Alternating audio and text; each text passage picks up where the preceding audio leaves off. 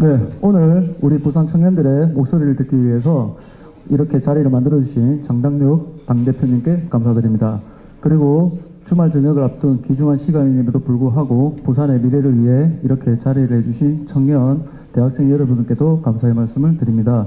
오늘 장동혁 대표님께 여러분들의 미래에 대한 고민거리를 다 털어놓으시고 장동혁 대표님께서도 우리 부산 청년들의 목소리를 잘 듣고 청년들이 살기 좋은 도시 부산을 위해 힘써주기를 꼭 부탁드립니다. 우선 인사 말씀 순서입니다. 먼저 장동혁 당대표님의 말씀부터 듣겠습니다. 예, 박수 부탁드리겠습니다.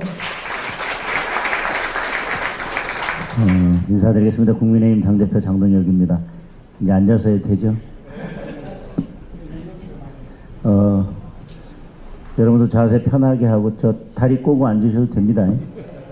그리고 제가 잠깐 기다리는 동안 저쪽에 있었더니 오히려 저 우리 의원님들하고 대화 잘 되시던데, 예, 제가 없을 때 대화가 더 잘 되셔서 올까 말까 고민했습니다.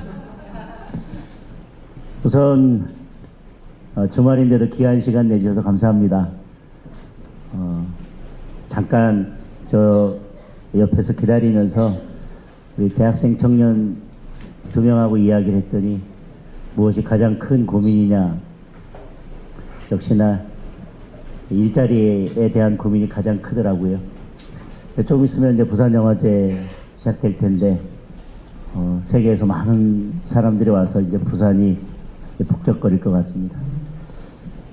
영화제 할 때뿐만 아니라 1년 내내 그렇게 부산이 생동감 넘치고 볼거리, 먹을거리 이런 것들이 넘쳐나면 좋겠습니다. 그리고 일자리가 넘쳐나면 더욱 좋을 것 같습니다. 이런 문제를 해결하는 데 있어서 저희가 뭔가를 만들어서 이렇게 하겠다고 제시하는 것보다 그래도 가장 고민이 많은 또 우리 미래 세대를 짊어지고 나갈 청년들께서 무슨 고민을 하고 있는지, 그리고 그 문제를 어떻게 해결하면 좋겠는지 직접 말씀을 주시면 좋겠다. 그래서 여러 말씀을 듣기 위해서 오늘 이런 자리를 마련했습니다. 오늘은 여러분들 말씀 듣기 위해서 마련된 자리니까 질문도 좋고 저희 국민의힘에게 바라는 것을 말씀해 주셔도 좋고 편하게 말씀 주시면 열심히 잘 듣도록 하겠습니다. 그리고 제가 지금 옆에 우리 청년최고위원인 우재준 의원도 있고요. 부산의 여러 의원님들을 쭉 이렇게 모셨고, 그 다음에 양양자 최고위원님 모신 것은 아까 말씀드렸지만 저한테 어려운 질문 하시면 제가 이렇게 옆에 앉아 계신 부산의 의원님들한테 하나씩 나눠드릴 테니까 너무 부담 갖지 말고 편안하게 물어보셔도, 어려운 질문을 주시면 주실수록 좋아요. 제가 이렇게 부산에 있는 의원님들 이렇게 쓱 고개를 돌려서 저하고 맨 먼저 눈이 마주치시는 의원님께서 답변하시는 걸로 그렇게 하겠습니다. 귀한 시간 내서 다시 한번 감사드리고 오늘 유익한 시간 됐으면 좋겠습니다. 예, 고맙습니다. 네, 당대표님에게 한 박수 부탁드리겠습니다. 네, 이어서 우재준 청년최고위원의 인사 말씀을 듣겠습니다. 네, 안녕하십니까. 청년 최고위원 우재준입니다. 이렇게 주말에도 이렇게 나와주셔서 너무너무 고맙습니다. 저 되돌려보면 참 대학생이라고 하면 남들은 좀 연애하기도 좋고 놀기도 좋고 그런 인생의 황금기 같이 이야기하지만 제가 되돌아보면 가장 불안했던 시절, 그때가 대학생이었던 것 같아요. 앞으로 일자리는 어떻게 하고 내 진로는 어떻게 하고 이런 점들을 가장 불안해하고 가장 힘들었던 기간이 그게 오히려 더 대학생 시절이었던 것 같아요. 그리고 그 핵심은 대표님께서도 잘 이야기해 주셨지만 저는 일자리 문제였다고 생각합니다. 내 일이 안정이 되어야, 그래야 그 다음 노는 것도 재밌고 연애하는 것도 재미가 있죠. 그게 안 되면 가장 고통스러울 수밖에 없는 시절이 이 시절인 것 같습니다. 최근에 저는 이재명 정부 들어와서 가장 아쉬운 부분 중에 하나가 청년 고용 문제 자체가 사회적 이슈에서 사라져 버렸습니다. 아무 이야기도 안 나와요. 우리가 노동정책이라고 하면 저는 들어본 거 노란봉투법밖에 없어요. 여러분도 뉴스 찾아보면 노란봉투법 이야기는 많이 들어봤을 거예요. 그거 여러분 고용하고 저는 아무 관계 없다고 생각해요. 아무 관계 없고, 그러면 청년 고용하고 관계된 거 지금 이재명 정부에서 추진하고 있는 거 뭐 있나 라고 했을 때 기억나는 거 한 개도 없어요. 그만큼 이 청년 고용 문제 자체가 이거 자체가 사회적 이슈에서 사라져 버렸다라는 점에 대해서 이 점은 뭐 이재명 정부에서도 너무나도 잘못하고 있는 거고, 오히려 이런 부분은 우리 국민의힘에서 조금 더 챙겨야 되는 부분이라고 이렇게 생각하고 있습니다. 저희가 부족하지만 이 부분을 조금 더 챙기기 위해서, 그리고 특히나 저도 뭐 대구의 지역구 의원인데요, 대구도 부산 못지않게 청년들이 이 고용 문제로 많은 고통을 겪고 있습니다. 이런 지방에 있는 청년들의 고용 문제를 조금이라도 더 해결하기 위해서 우리가 오늘 이런 자리 마련했습니다. 저희는 여러분이 저희를 미워하셔도 좋습니다. 오늘 쓴소리 하셔도 좋아요. 뭐 누구는, 다른 정치인들은 보면 청년들이 자기 욕하면 뭐 거꾸로 그 사람들이 잘못됐다고 막 극우다고 욕하는데, 저희는 그러지 않습니다. 저희는 겸허하게 드릴 겁니다. 그리고 분명히 해답을 더 찾고 조금 더 정말 여러분이 조금 더 살기 좋은 그런 사회를 만들겠습니다. 그게 정말 책임 있는 정치의 모습이라고 생각합니다. 감사합니다. 네, 오재진 청년체 의원님의 일정 말씀 잘 들었습니다. 마지막으로 참석하신 부산의 청년들을 대표하여 동명대학교 이주영 학생의 인사 말씀을 전해드리겠습니다. 네, 큰 박수 부탁드리겠습니다. 네, 안녕하십니까. 동명대학교에 재학 중인 이주영입니다. 우선 오늘 부산까지 오셔서 저희 청년들과의 간담회 자리를 만들어주신 장동혁 당대표님께 감사드립니다. 오늘 이 자리는 부산 현장을 방문해서 청년들의 고민거리, 특히 일자리 문제, 주거 문제 등 대학생과 청년들이 직면한 현실 문제에 대한 목소리 청취와 해결책 모색을 위해 추진된 것으로 알고 있습니다. 오늘 청년들이 얘기할 주제와 아젠다들은 갑자기 등장한 문제가 아닌 부산, 더 나아가 비수도권 대부분의 지역에서 나타나는 지속적인 상황입니다. 참석하신 당 대표님을 비롯해 국회의원님들도 계속 해결하고자 노력하고 있는 대한민국의 수건 사업입니다.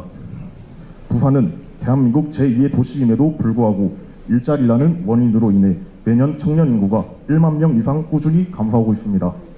여기에는 많은 원인들이 있을 것입니다.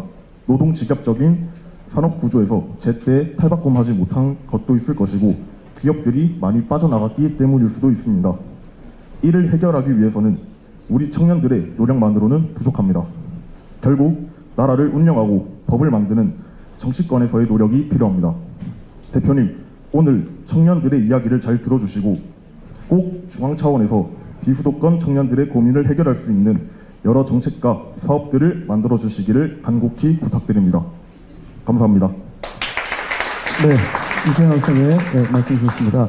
오늘 행사에 많은 분들께서 참석해 주셨습니다. 한 분 한 분 소개해드리는 게 마땅하나 시간 관계상 생략하도록 하겠습니다.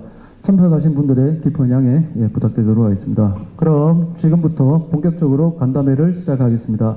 간담회는 청년분들이 장동혁 대표님께 질문을 하고 대표님께서 답변을 하는 방식으로 진행하겠습니다.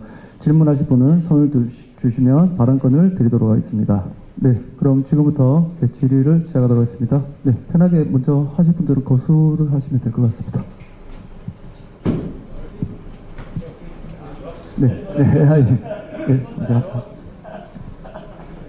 안녕하십니까. 저는 국립부경대학교에 재학하고 있는 최혜민입니다. 우선 이제 대표님께서는 당의 미래를 결정해야 할 중요한 시점에 당대표로 선출이 되셨는데, 이제 어찌 보면은 미래 세대의 주역이라고 할 수 있는 저희 2030 세대를 위한 청년 정책을 함께 고민해야 하는 것이 마땅하다고 생각합니다. 그래서 대표님께서 혹시 저희 청년들을 위한 정책을 구상하고 계시다면 어떤 방향으로 생각하고 계신지 여쭙고 싶습니다.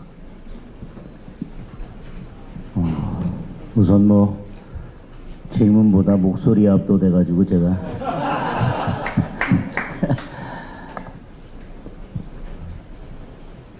제가 생각하는 청년 정책 방향에 대해서는 조금 시간을 두고 계획들을 말씀드리려고 합니다. 그런데 그 전에 제가 당대표가 돼서 가장 하고 싶은 것은 아까 모두에도 말씀드린 것처럼 청년들이 도대체 뭘 원하고 있는지, 그리고 그런 문제를 청년들은 어떤 방향에서 해결되기를 원하는지에 대해서 오늘 이런 자리뿐만 아니라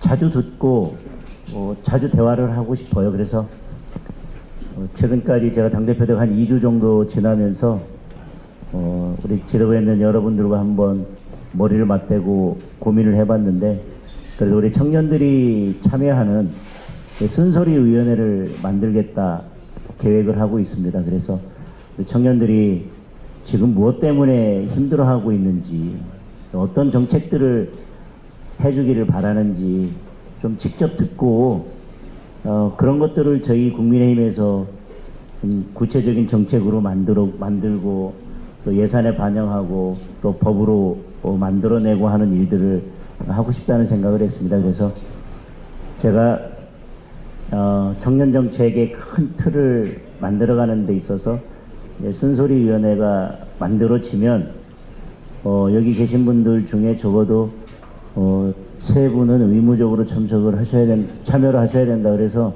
오늘 가시기 전에 이렇게 쓴소리위원회가 만들어지면 어떤 분들이 참여하실지 저희한테 알려주시고 가시면 좋겠습니다. 그래서 저희가 아까 말씀드린 대로 만들어드리는 정책이 아니라 청년들이 직접 만들고 제안하는 그런 정책이 됐으면 좋겠다, 그런 생각을 가지고 있습니다. 네, 당대표님의 좋은 말씀하셨습니다. 이어서 계속 질의하실 학생분들은 편하게, 네, 여기 끝에 있는 학생분. 예. 안녕하십니까. 국립부영대에 재학 중인 박원재라고 합니다. 대표님께 질문드릴 게 있습니다. 부산에 현재 이제 1만여 명의 대학생들이 지금 유출되고 있습니다.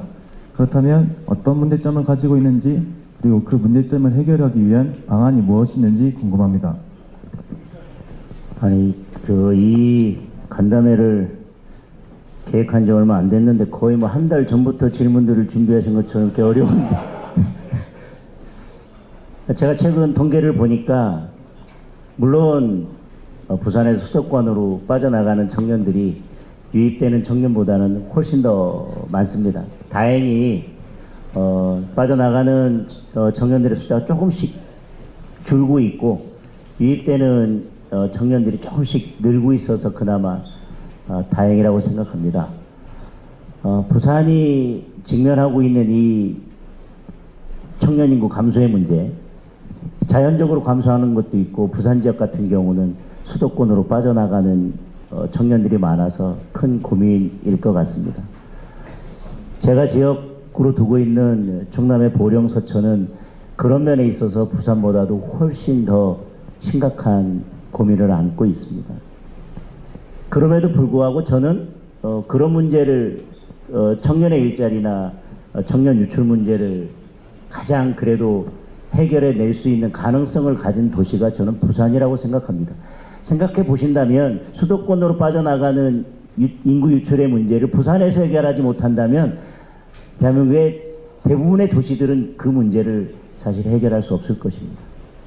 저는 그 문제를 해결하는 데 있어서 제가 큰 틀에서 생각하는 것은 저는 완전한 지방 분권입니다. 그 지역에 맞는 자율성을 가지고 그리고 그 지역에 맞는 맞춤형 정책을 할 수 있는, 그 지역만 가지고 있는 색깔을 가지고 그 지역만의 정책을 담아낼 수 있도록 예산이나 모든 것들에 대해서 자율성을 가질 수 있는 완전한 지방 분권이 될 때 그래도 우리 부산 같은 지역들이 새롭게 숨쉬면서 도약할 수 있는 기반이 마련된다고 생각을 합니다. 부산은 그나마 덜하지만 제가 지역으로 두고 있는 충남 지역 같은 경우는 가장 큰 문제는 격차 때문에 문제가 발생합니다. 기업이 오고 싶어도 많은 분들이 그 지역에 일자리가 생겨도 그 일자리를 제외하고 나면 나머지 부분에 있어서는 별로 매력적인 게 없습니다. 교육 격차가 있어서 자녀들을 교육시키기에 다른 곳과 비교했을 때 너무 불리한 조건들을 가지고 있고요. 주말에 가족들이 어디 가서 문화 공연을 보고 싶어도 그런 문화 공연을 누릴 수 있는 곳이 거의 없습니다. 그리고 또 자녀를 키우는 데 있어서 의료 격차가 가장 심각한 문제이기도 합니다. 그런 문제들을 알고 있기 때문에 젊은 분들이 와서 거기에서 일자리만 있다고 해서 되는 것이 아니라 다른 그런 교육, 의료, 문화 이런 인프라가 받쳐주지 않기 때문에 삶의 질이 떨어지기 때문에 젊은 분들이 오질 않습니다. 젊은 인재가 없기 때문에 기업은 오고 싶어도 뭐 다른 세제 혜택이나 어떤 혜택을 준다 하더라도 사람이 없기 때문에 그 지역에 올 수 없습니다. 그래서 저는 지역의 인구가 수도권으로 유출되는 문제를 막기 위해서는 저는 이런 격차가 해소되지 않으면 그 문제를 근본적으로 해결하기 어렵다고 생각합니다. 그래서 그 문제를 해결하는 방법 중에 하나는 저는 완전한 지방 분권이다. 뭐 그렇게 큰 틀에서 말씀드릴 수 있을 것 같고요. 부산에서 한정해서 말씀드리면 오늘 제가 뭐 가덕도심 공항을 건설해야 될 현장에 오늘 가봤습니다. 저는 그래도 부산에는 젊은 청년들이 있고 그래도 부산에서 제가 보니까 역시 통계를 보니까 우리 대학생들 중에 부산에서 정주하고 싶은 의지를 가진 분들이 훨씬 더 많더라고요. 이 좋은 일자리만 있다면. 그래서 저는 아까 말씀드린 것처럼 그런 문제를 해결하는 데 있어서 부산이 대한민국에서 모델이 돼야 되지 않나. 그래서 첨단 산업을 이끌어가는 기업들이 부산에 오고 그래서 부산의 젊은 인재들이 부산에서 일자리를 갖고 생활할 수 있도록 하는 다른 지역에 비해서는 의료나 문화나 교육이나 이런 격차가 제가 있는 충남이나 이런 지역보다는 그래도 부산은 수도권계 격차가 많이 좁혀져 있기 때문에 전 좋은 기업들이 온다면 충분히 그래도 부산은 그런 문제를 해결해 나가기에 좋은 도시라고 생각합니다. 그래서 이런 공항 인프라 하늘길이 열려서 바닷길과 함께 부산이 정말 명실상부한 글로벌 물류 도시가 된다면 저는 부산은 새로운 가능성을 가진 도시로 발전할 수 있다고 생각을 하고 제가 부산의 여러 산업들을 봤더니 그동안 해양 물류가 중심이 되어 있긴 했는데 지금 각 다른 지역들은 미래 첨단 산업들을 유치해서 미래 먹거리를 어떻게 가져갈지에 대한 고민들을 하고 있는데 부산이 문화 콘텐츠에 대한 관심은 있지만 그거 외에 지금 미래 산업을 이끌어갈 첨단 산업에 대해서 부산이 이것을 집중 육성하겠다고 하는 미래 산업을 어떻게 선점해서 끌고 갈지에 대한 것이 보이지 않아서 이제 부산만의 미래 산업, 미래 먹거리 산업을 빨리 선점해서 유치하고 그 인프라를 만들어갈 필요가 있다는 생각도 했습니다. 네, 당 대표님의 정말씀 드리겠습니다. 네, 이어서 계속 질의하실 학생분 있으십니까? 수하고 부탁드리겠습니다. 네, 기대하시면 될 것 같습니다. 안녕하십니까. 국립부경대학교에 재학 중인 기도현이라고 합니다. 대표님께서는 최근 부산 최대 수건인 해양수산부 이전 문제에 대해 어떻게 생각하고 계신지 궁금합니다.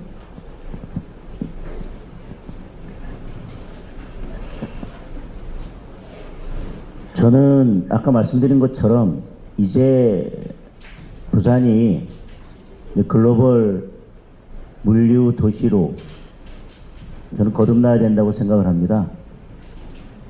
그러기 위해서는 기본적으로 지금 그 해양을 중심으로 해왔던 물류 산업들이 기본이 되고 저는 뭐 아까 말씀드렸던 뭐 하늘길도 열려서 거기에 더해져야 된다고 생각을 하지만 중요한 건 지금 해양수산부 이전이 부산에 새로운 도약을 가져오려면 단순히 해수부를 하는 부처만 옮겨오는 것이 아니라 그 기능이 더 강화되고 역할이 재조정돼서 부산을 명실상부한 글로벌 해양 허브 도시로 만들 수 있는 그 기능을 함께 가지고 와야 된다고 생각을 합니다.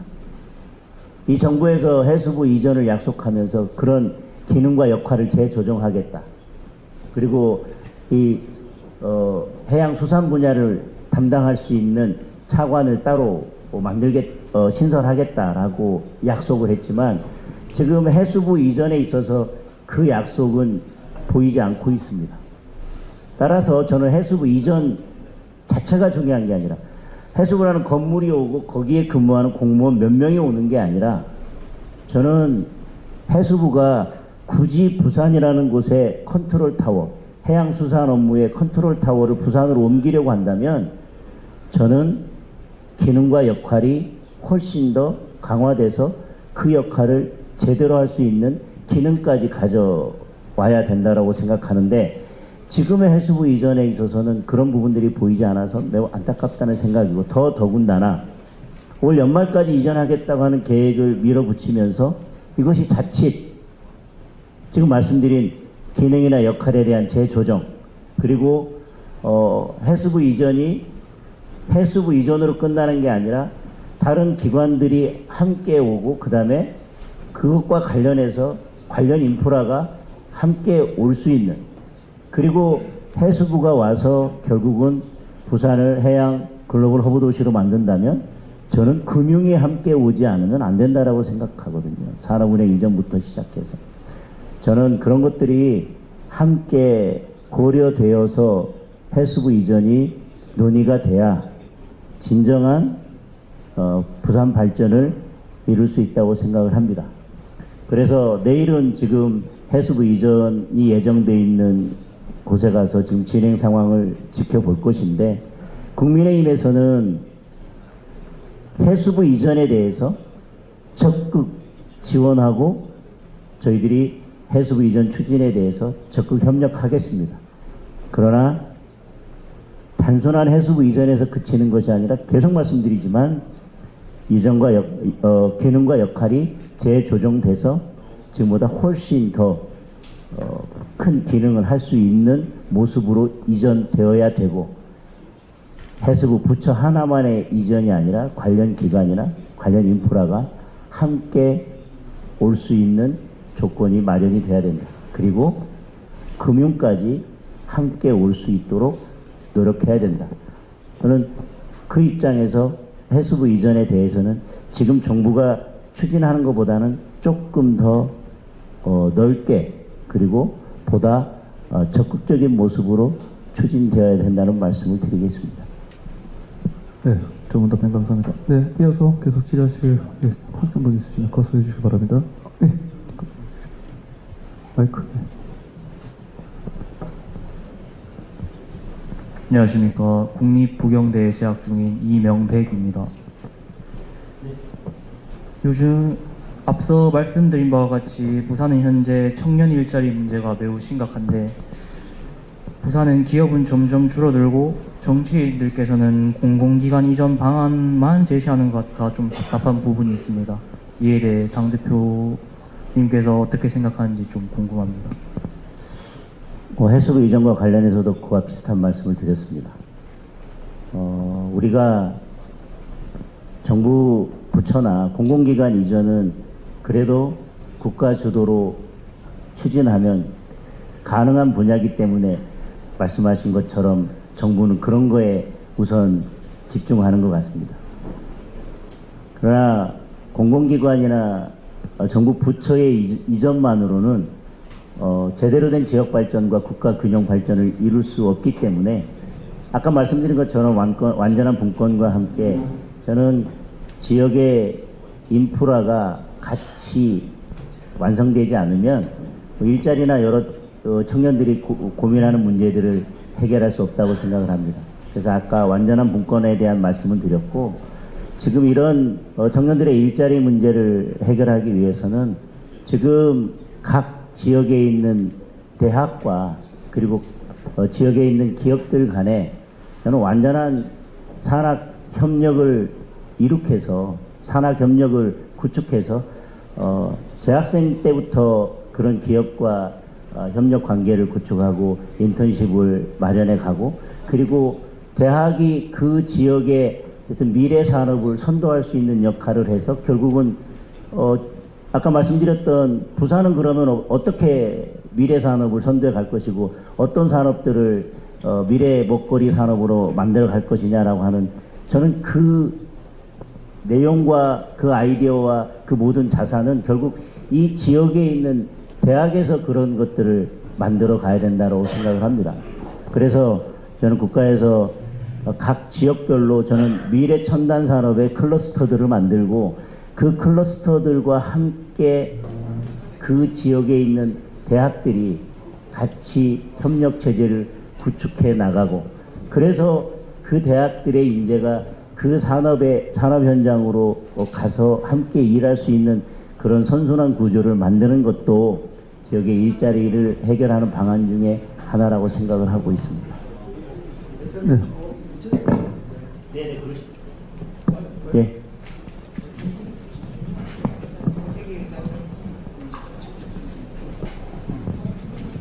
네, 반갑습니다. 부산 강서구 출신 김도욱 의원이고 현재 국민의힘 정책위 의장을 맡고 있습니다. 아무래도 우리 부산에서 학교를 다니고 있는 여러분들께서는 집에서 좋은 직장을 가지고 엄마 밥 먹으면서 직장 다니고 엄마 아버지 옆에서 결혼도 하고 아마 이러고 싶을 것 같고 그래서 저희들이 걱정도 많이 하고 앞으로 어떻게 해결할 것인가 몰두하고 있습니다.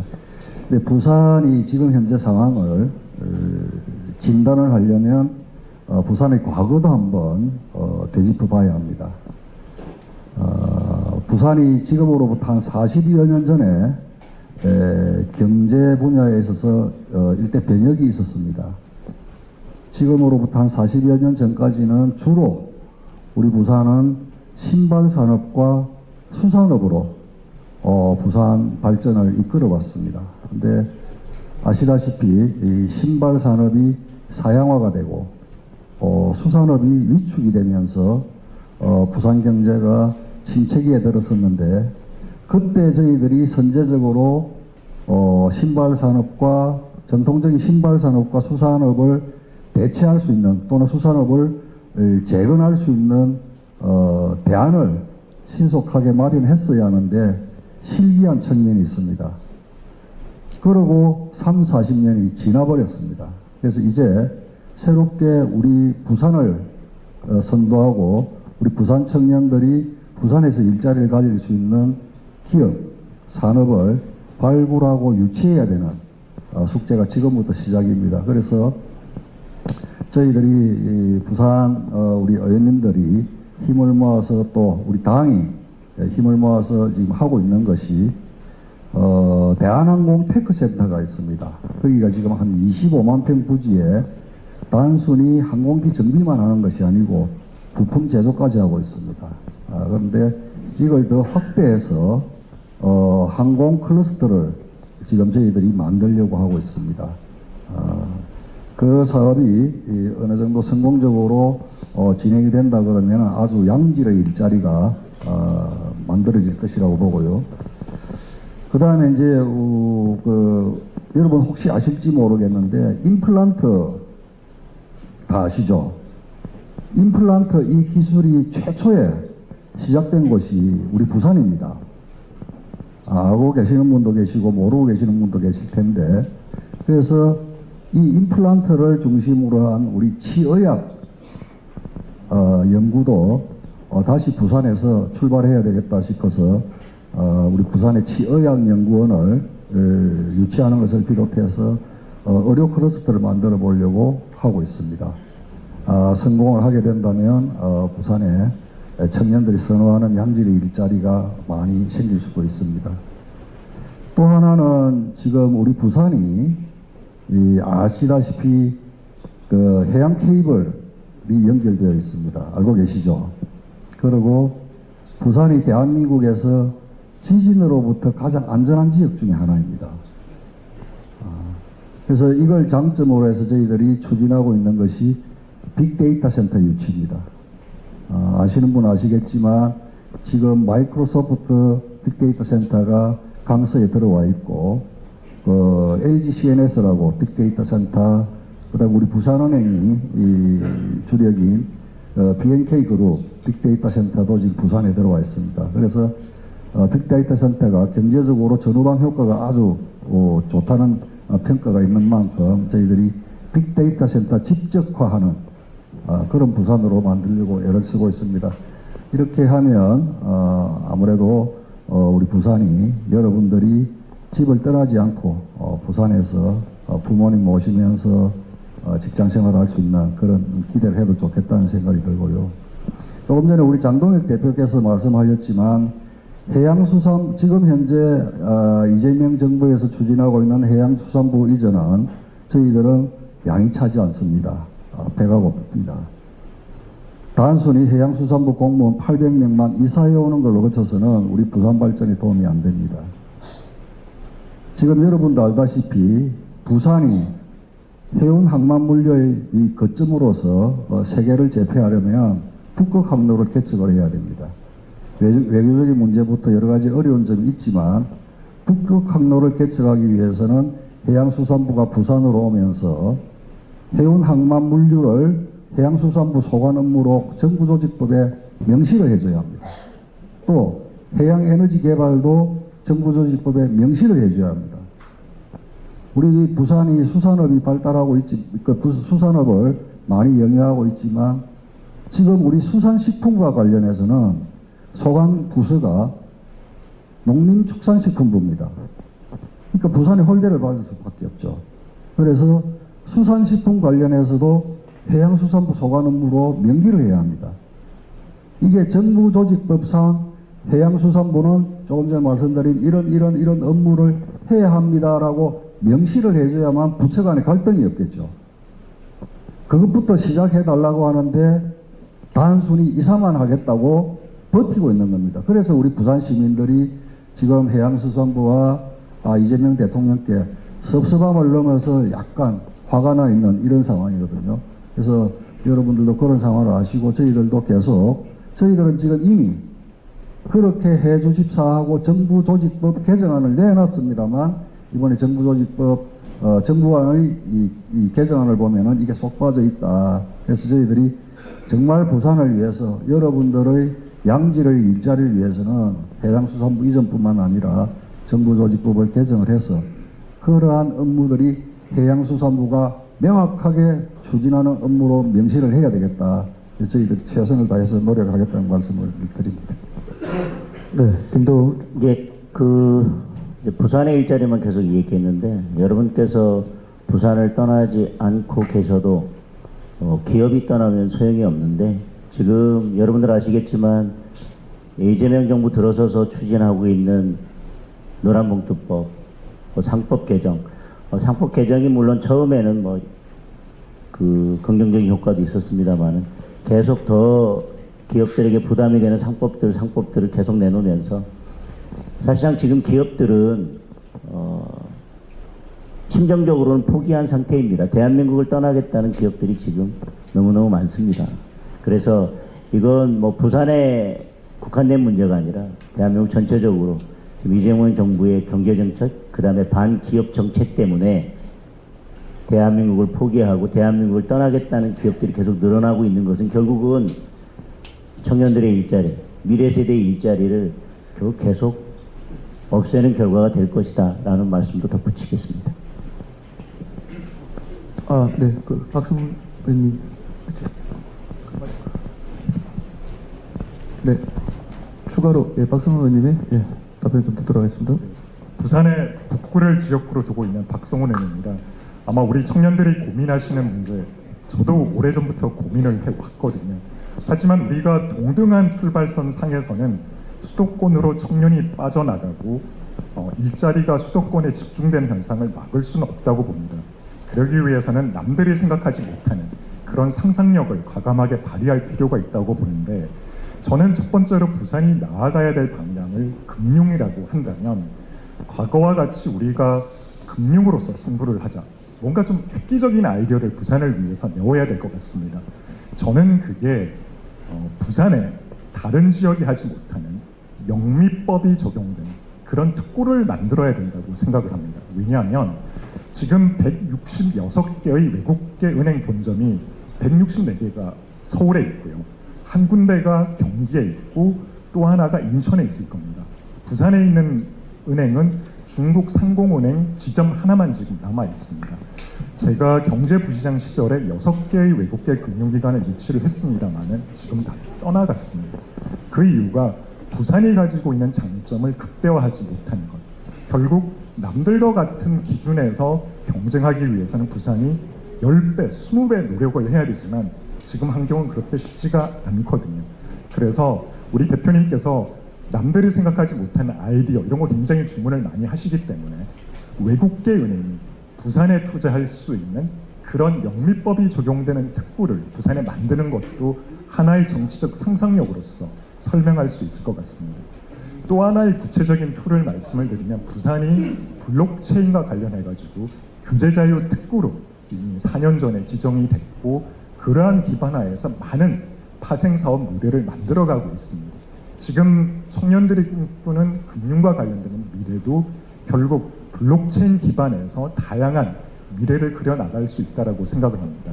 그래서 다른 지역이 하지 못하는 그런 인프라를 최대한 발휘하기 위해서는 부산이 그동안 갈고 닦아온 블록체인을 기반으로 하는 다양한 사업 모델들을 정부와 지자체 그리고 학계가 같이 아이디어를 내고 머리를 맞댄다라고 하면 지금까지 만들지 못했던 우리 청년들, 부산의 청년들을 위한 일자리도 만들어낼 수 있다고 생각을 하고요. 특히나 제 옆에 삼성전자 출신의 양영자 최고위원님이 계시기 때문에 이와 관련되는 구체적인 아이디어를 조금 더 말씀해 주실 수 있을 것 같습니다. 사실 2022년도에 제가 국민의힘 반도체 산업 특별위원회 위원장이었습니다. 그때 통과된 법이 국가첨단전략산업법이라고 있어요. 그때 그 부산이 지정된 게 동부선의 마운틴밸리는 이제 전력 반도체 관련해서 그리고 2차 전지, 그다음에 동부산에는 수영강 벨트. 그러니까 지역별로 굉장히 많은 그 국가 첨단 전략 클러스터로 지정이 됐거든요. 동부산에는 아까 말씀하셨던 그 블록체인, 메타버스, 그다음에 그 XR, 그리고 원도심에는 스타트업 벨트, 영도 북항에는 부스트 벨트, 서부산에는 낙동강 벨트, 이렇게 해서 바이오 또 미래 산업이 구축될 수 있는 국가 첨단전략 산업법이 되었는데, 이제 우리 장동훈 대표님이 새로 오셔서 이게 이제 반도체 특별법의 그 다음 버전으로 통과가 되면 바로 그것들이 진행될 수 있을 겁니다. 네, 지금까지는 우리가 조선업, 선박업이었는데 우리 그 청년들이 원하는 산업은 금방 말씀하셨던 금융, 그다음에 IT, 그리고 AI 이런 쪽이거든요. 그래서 그런 쪽으로 하려면 우리 부산이 조금 더 첨단 산업에 있어서 우리 국민의힘이 더 집중적으로 지원을 한다면 저 여러분의 미래는 밝다고 생각합니다. 네. 네, 또 대답하시고 예, 또 마이크를 예, 반갑습니다. 저 부산 사상구에 지역구를 둔 김대식 의원입니다. 제가 작년까지 대학에서 몸담았고 대학 총장을 하다가 국회로 왔기 때문에 그렇습니다. 사실은 여기 우리 장동혁 대표님부터 시작해서 여기에 계신 우리 의원님들, 우리 최고위원님들 한 분 한 분이 정말 이 자리까지 오기까지는 꾸준한 도전을 했지 않겠습니까? 도전하고 꿈을 가졌지 않겠습니까? 그렇죠? 여러분들은 과거, 현재, 미래가 있는데 미래를 우리가 지향을 해야 됩니다. 그러니까 청년 일자리를 가지고 여기서 지금 우리가 토론을 하는데, 그러면 일자리가 어떻게 만들어지느냐? 앞으로 일자리는 여러분들 가면 갈수록 일자리가 없어질 겁니다. 발상의 전환을 해야 돼요. 저는 늘 여러분들 청년들에게 이야기를 하는데, 꼭 좋은 일자리, 왜 머리 좋은 사람들이 다 공무원 가야 됩니까? 왜 머리 좋은 사람들이 다 의사가 돼야 됩니까? 이건 아니죠. 그럼 속은 누가 캡니까? 미국이나 선진국이나 독일이나 미국이나 G7 국가들의 졸업생들이 70%가 뭐 하신 줄 아세요? 취업 안 합니다. 도전하는 겁니다. 벤처를 하는 겁니다. 여러분들이 청년, 젊음이라는 두 글자를 가지고 도전을 해야 됩니다. 꾸준하게 도전을 하면은 빌 게이츠도 나오고 워런 버핏도 나오고 주커버그도 나오고 다 그런 겁니다. 손마사요 씨도 나오고 이런 사람들이 그렇게 했어요. 그래서 저는 오늘 우리 당 대표님을 모시고 부산의 국회의원님들, 우리 최고위원들이 여기 와 계시기 때문에 여러분들이 여기에서 우리를 모델로 도전 의식을 가져야 돼요. 공부 1등, 이 사회는 1등도 필요하지만 꼴등도 필요합니다. 꼴등이 훨씬 사회에서 더 나가서 더 잘할 수 있어요. 그럼 왜 공부를 해야 되느냐? 부모들이 도와줄 때 부모들이 안 계실 때 가장 쉬운 게 공부거든. 그렇지 않겠어요? 여기에서 카페에서 아르바이트 한 시간 10,000원씩 받고 100시간 해보세요. 100만 원이잖아요. 200시간만 200만 원이잖아요. 그럼 죽어요. 돈은 뭐로 버느냐? 몸으로 버는 거 아니에요. 머리로 버는 거예요. 그래서 계속 여러분들은 발상의 전환을 계속해야 된다. 나는 취업하지 않고 내가 벤처를 한번 해보겠다. 꾸준하게 이때 대학생 때 도전하지 않으면 결코 미래가 보일 수 없어요. 그래서 저는 우리 오늘 모처럼 우리 당대표님 모시고 타운 미팅 홀처럼 이게 일자리 창출 이런 부분이기 때문에 부산에 대학이 몇 개인 줄 아세요? 사전제가 13개가 있고 전문대가 9개가 있고 사이버 대학이 2개가 있고 23개가 있어요. 너무 대학도 많아. 그렇기 때문에 꼭 굳이 대학을 가야 된다. 대학을 도전해야 된다. 하는 것은 일자리 때문에 그런 거 아니겠어요? 그런 점에서 여러분들이 이 대학생활 때 반드시 벤처를 한번 해보겠다. 이런 것을 한번 해보세요. 부산에서 커피 산업을 가지고 또 성공한 사람도 있잖아요. 여러 개 있어요. 이제 그런 부분을 저는 오늘 꼭 이게 좀 우리 대학생들에게 좀 당부해보고 싶은 그런 이야기예요. 1000번을 흔들려야 어른이 된다. 그거는 그냥 이야기야. 흔들리지 않고 피는 꽃은 없습니다. 그래서 여러분들이 항상 도전하고 실패하고 이렇게 해서 꾸준하게 한번 도전의식을 가십시오. 그러면은 여러분들이 훌륭한 사람들이 될 것이다. 저는 이런 당부의 말씀을 한번 드립니다. 네, 감사합니다. 김대중 좋은 말씀 해주셨는데 그러면 이제 우리 정치인들이 해야 될 일이 있는 것 같습니다. 여러분들이 도전할 수 있는 환경을 만들어 주는 것, 그리고 도전했다 실패하더라도 다시 일어설 수 있는 발판을 만들어 드리는 것, 그게 저희 정치인들이 해야 될 일이라고 생각합니다. 오늘 도전을 주문했으니까요. 저희들도 여러분들이 도전할 수 있는 환경을 어떻게 더 잘 만들어 드릴 수 있을까? 도전하다 실패하더라도 다시 일어설 수 있는 발판이 있어서 더 쉽게 도전할 수 있는 그런 환경을 어떻게 만들어 드릴 수 있을까? 더 고민해 보도록 하겠습니다. 네, 소중한 답변 같습니다. 이어서 그 시간 관계상 한 질문 2개 정도만 더 받도록 하겠습니다. 네, 질의하신 학생. 제 생각에 질문 아니라도 그냥 저희한테 하고 싶은 말 있으면 질문 아니라 의견부터 편하게 얘기하세요. 네, 편하게 질의하신 청년분 있으시면 거소해 주시면 감사하겠습니다. 네, 요 끝에 학생.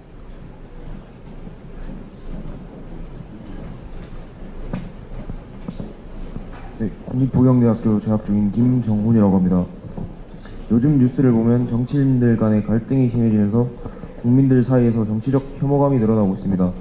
당대표님께서는 당대표로서 청년들과의 신뢰를 어떻게 회복하실 계획을 가지고 계신지 궁금합니다. 어렵네요.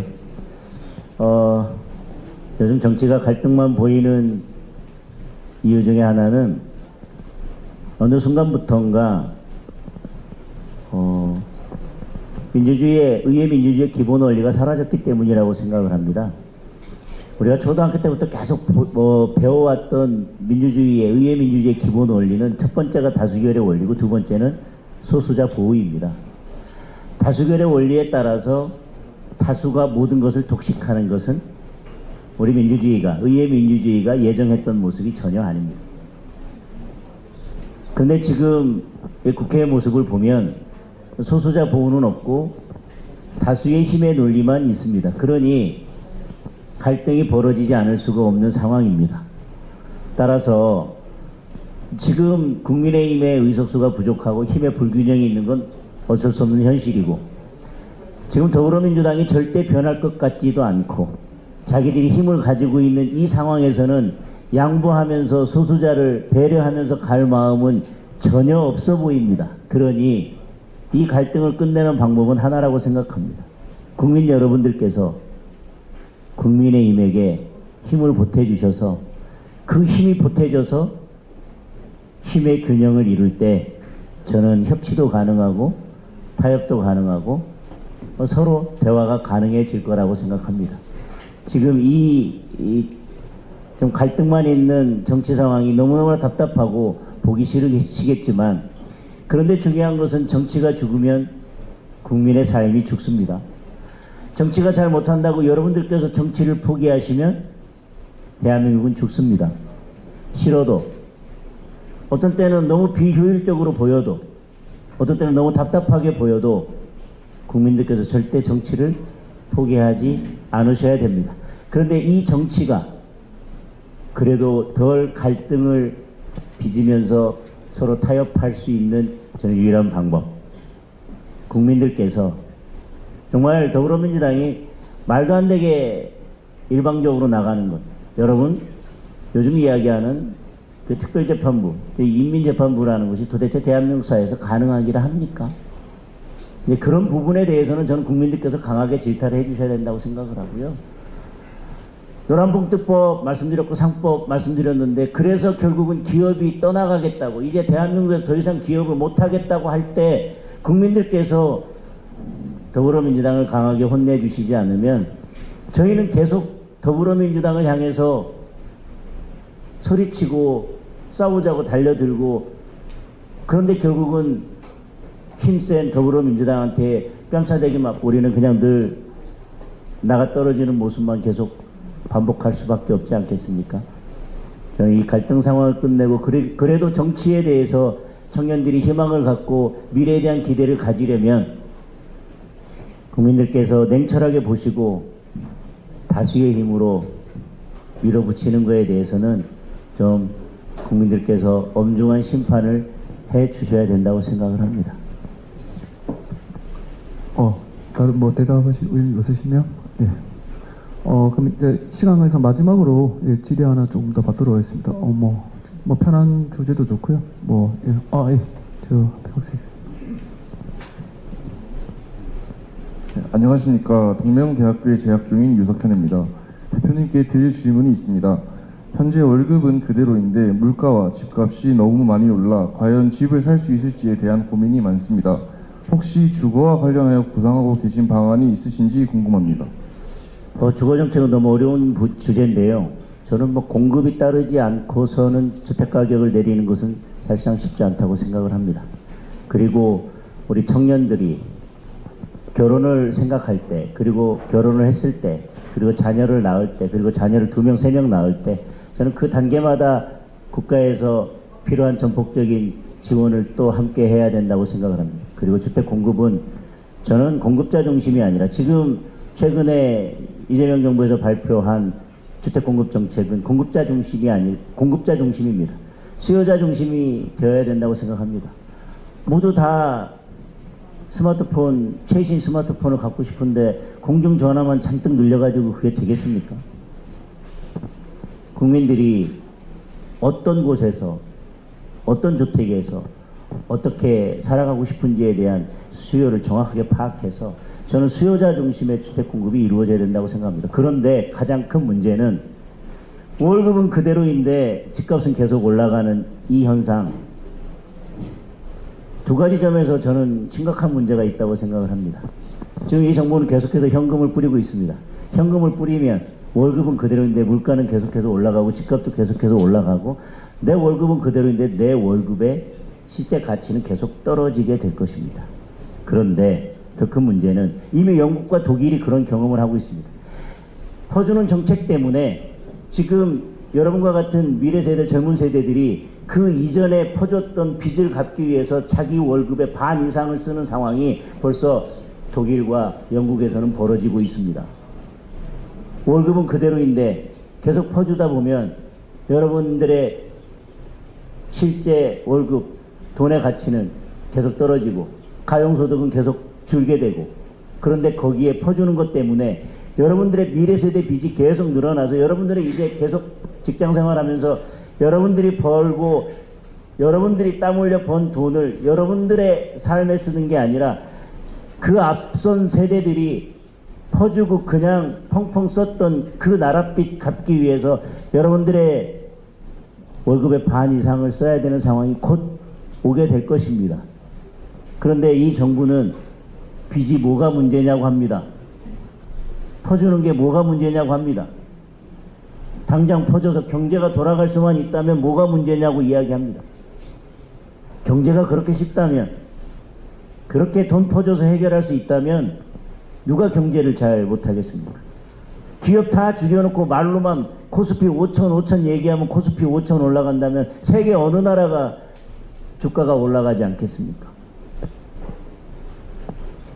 주택에 대한 말씀을 드리다 너무 이렇게 열받아가지고 너무 나갔는데, 저는 주택에 대한 제 간단한 입장도 말씀드렸지만 지금 이렇게 계속 퍼주고 미래 세대의 빚을 늘리는 이런 경제 정책을 계속 하게 되면 결국은 미래 세대는 집을 구하는 데 쓸 돈이 아무리 벌어도 없게 될 것이라는 말씀을 드리겠습니다. 추가로 대답하시고 위원님들이랑 의견이 있으시면. 네. 없으면 네, 토크나 요 질의 중 응답은 그래도 그 며칠 잠 못 자고 준비했는데 내가 기어이 내가 질문을 해야겠다, 이거 안 하고 가면 오늘 잠을 못 자겠다고 하시는 분은 질문하셔도 돼요. 예. 예, 편하게 더 하셔도 돼요. 괜찮습니다. 예. 아니 더 편하게 말씀. 이사건 여학생. 아니 하고 싶어서 계속 눈을 막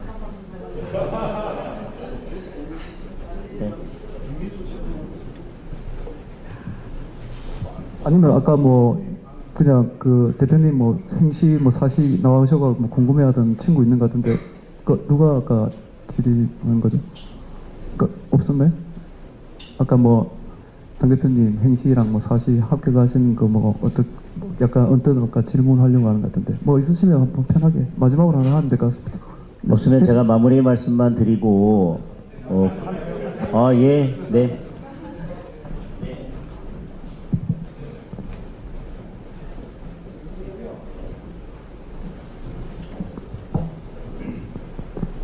네, 안녕하십니까. 동명대학교에 재학 중인 김민주라고 합니다. 제가 오늘 질문을 못하면 잠을 못 잘 것 같아서 한 말씀 올려드립니다. 대표님께서는 서울대학교로 졸업하시고 행정고시와 사법고시 모두 합격하신 엘리트이십니다. 네. 대표님께서 바라보시는 요즘 청년들은 어떠하다고 생각하시는지, 또 청년들에게는 해주고 싶은 말씀이 있으신가요?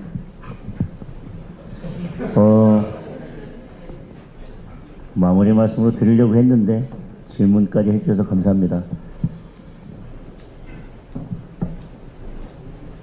제가 고등학교에서 대학을 진학할 때 많은 고민을 했습니다. 저는 원래 법조인이 꿈이었었는데 저는 고등학교 때 뭐 열심히 공부를 하지 못해서 제가 원하던 만큼 제가 학력고사 점수를 받지 못해서 법대를 진학하지 못하고 전공은 프랑스어를 선택을 했습니다. 그리고 나서 내가 뭘 해야 되지라고 고민하다 2학년 때부터 행정고시를 준비해서 4학년 때 행시를 합격한 겁니다. 그리고 나서 제가 4학년 졸업을 하는데 제 고등학교 때 저보다 공부를 잘했던 저희 학교에서 독보적인 전교 1등짜리가 저하고 같이 대학 시험을 쳤을 때 대학에 떨어지고 군대 갔다 와서 다시 서울대 법대 1학년으로 입학하고 저는 이제 대학교 4학년 졸업하고 나갔습니다. 제가 그 친구를 보면서 어떤 생각을 하냐, 나는 이제 사회로 나가는데 저 친구 이제 대학교 들어와가지고 언제 대학 4년 다니고 뭐 사법시험 공부 언제 하고 연수원 언제 졸업하고 언제 하냐 이렇게 생각을 했는데, 제가 공무원 몇 년 다니고 저는 또 다시 이제 거꾸로 제가 군대 가서 3년 있다가 나왔는데 그 친구가 대학을 졸업하고 사법시험에 합격했다는 이야기를 들었습니다. 그런가 보다라고 또 공무원 생활도 몇 년 하다 보니까 그 친구가 연수원을 졸업하고 판사가 됐다는 이야기를 들었어요. 그때부터 고민이 깊어지기 시작했습니다. 여러분 1년에 그 전에도 사법시험에 몇백 명씩 붙어도 그건 제 일이 아닙니다. 제주도에 있는 누가 붙든 부산에 있는 누가 붙든 그건 전혀 아무 상관이 없어요. 제가 예전부터 판사가 꿈이었지만 뭐 1년에 판사가 100명씩 계속 나와도 뭐 이렇게 저 진주에 있는 누가 광주에 있는 누가 판사가 돼도 아무 상관이 없습니다. 그건 제 일이 아닙니다. 근데 고등학교 때 제 옆에 있던 친구가 판사가 됐을 때는 이건 제 일이 된 겁니다. 내가 원래 법조인의 길을 가고 싶었는데 근데 나는 조금 편하게 가자고 재수하기 싫어서 그냥 프랑스 선택하고 고시 공부를 할 때도 사법시험은 조금 그럴 것 같고 그래서 행정고시를 선택하고 조금씩 좀 편하게 가자고 좀 편한 길을 선택했는데 그래서 어느 순간 그 친구가 다시 대학에 올 때 저 친구 이제 깝깝하다 언제 하려고 하냐라고 생각했는데 저는 원래 생각했던 제 방향에서 조금 틀어서 조금 쉬운 길로 이렇게 가고 있는데 가다 보니까 어느 순간 그 친구가 제가 가고 싶었던 길을 먼저 가고 있는 걸 발견했습니다. 근데 제 일이 된 거죠. 그래서 공무원을 그만두고 사법시험에 다시 도전했고 법조인의 길을 가게 됐습니다. 그때 무슨 생각을 했냐면 인생은 속도가 아니라 방향이구나. 내 2년 먼저 가겠다고 조금 편한 길을 선택하다 보니까 제가 결국은 딱 10년을 돌아서 왔습니다. 91년도에 행시합격하고 2001년도에 사법시험을 합격했으니까요. 정확하게 10년을 돌아온 겁니다. 그러면서 느낀 건 인생은 속도가 아니라 방향이구나. 그런데 그러다가 이제 판사를 그만두고 제가 국회의원을 출마했는데 제 고등학교 떠나고 나서는 거의 고향에 간 적이 없는데 제가 시골에 있는 대청고등학교를 나왔거든요. 왜냐면 제가 저 대전이나 이쪽으로 유학 갈 형편이 안 돼서 대청고등학교에 진학을 했습니다. 대청고등학교는 몇 년 전에 4년제 대학을 간 선배가 있다더라 이런 전설이 살아 숨쉬는 학교였었습니다. 그러니 고등학교 가서 공부하고 싶었겠어요. 어쨌든 어찌어찌 해서 제가 서울대를 가고 그랬는데 제가 대청고등학교 갔을 때는 제 공부 잘하는 친구들은 다 어디 유학 가고 그러는데 저 혼자 시리에 빠져서 이렇게 1학년 보내고 이러다가 어쨌든 다시 공부해서 서울대를 갔지만 그리고 제가 보령에 갔더니 70 몇 년 동안 국회의원이 한 명도 없는 겁니다. 그래서 제가 보궐선거에 출마했을 때 지역에서 다 그랬습니다. 야, 시장, 시의원 다 니들 민주당 누구를 찍어도 좋은데 당 따지지 말고 야 국회의원은 무조건 장동혁이야. 이래서 제가 1,500표 차이로 국회의원 당선됐습니다. 제가 대청고등학교에 가지 않았더라면 아마 불가능했을 일입니다.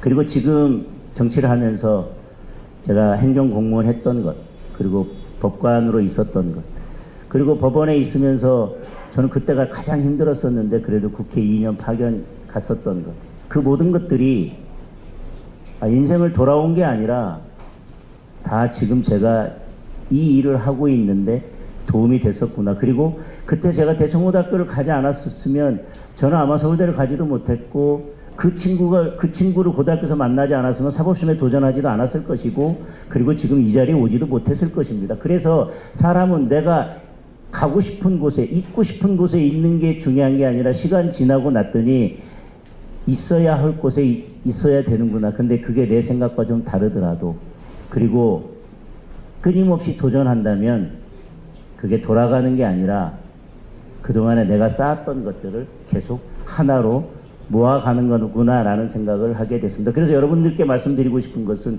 저는 계속 남들이 보면 쟤는 뭐만 하다 보면 한 10년을 못 참고 계속 쟤는 때려치는 일만 했다 싶으실지 모르겠지만 저는 그런 생각을 합니다.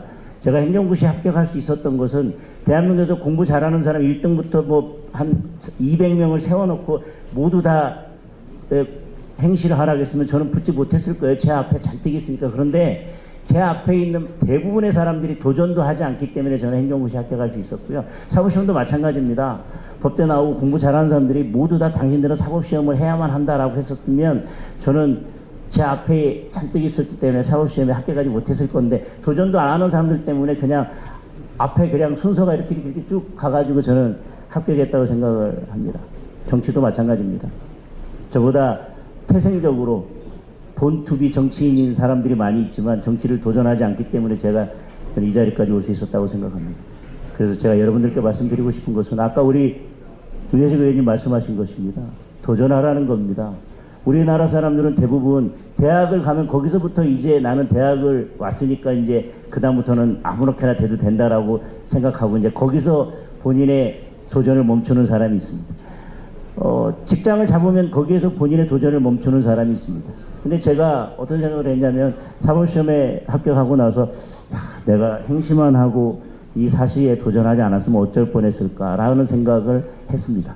근데 지금 정치인이 되고 나서는 내가 그냥 계속 판사만 했었다면 내 인생이 어땠을까 하는 생각이 듭니다. 근데 저는 지금은 인생의 한 100m라고 생각하면 한 거의 90m쯤 저는 도전하고 달려왔다고 생각하는데 저보다 더 많은 도전을 한 사람은 아마 저를 보고 제가 인생에 한 50m도 안 왔는데 제가 왜 저러고 있을까 더 새로운 도전을 하지 않고 그럴까봐 저는 걱정이 될 때가 있습니다. 서울대학 갔다고 거기에서 이제 나는 이제 인생 어떻게 해도 돼라고 했었으면 저는 아마 인생 한 100m 달리기 위해서 한 10m쯤 달리고 그냥 거기서 주저앉은 것이 될 거고요. 행정고시 합격하고 이제 공무원 됐으니까 이제 좀 편하게 살자라고 더 이상 도전하지 않았더라면 저는 한 인생 한 25m에서 끝내는 인생이 됐을 겁니다. 사법시험하고 이제 여기까지 왔고 직장 한번 이제 직업 한번 바꿨으니까 여기서 끝내자라고 했으면 아마 저는 한 인생 한 40m 달리고 이제 끝냈을 것인데요. 저는 뭐 그 이후에 도전하고 정치인이 돼서도 계속 새로운 도전들을 해 나가고 있습니다. 여러분들 늘 돌아보고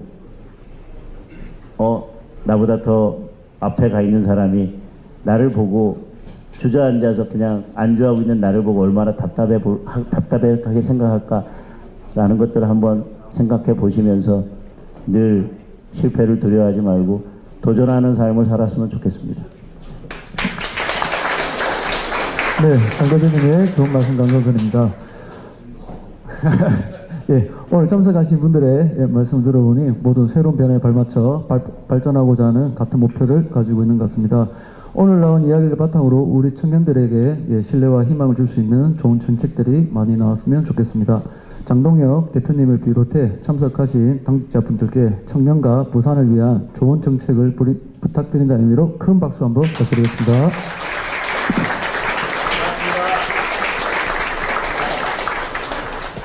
네, 그럼 이상으로 오늘 행사를 마무리할 텐데요. 기념사진 한 장 없이 마무리하는 것은 아쉬울 것 같아서 마지막으로 기념사진 촬영이 있겠습니다. 사진 촬영은 내부에서 하는 것도 좋지만 지금 행사를 하고 있는 이 동원 장보고관이 설립 목적이 글로벌 시대를 이끌어갈 부산 청년들의 큰 꿈을 위해서 설립된 건물인 만큼 행사장 밖에 잠시만 이동하셔가지고 우리 참석하신 내빈분들과 청년분들께서 이동하시면 감사하겠습니다. 네, 이상으로 오늘 행사를 모두 마치겠습니다.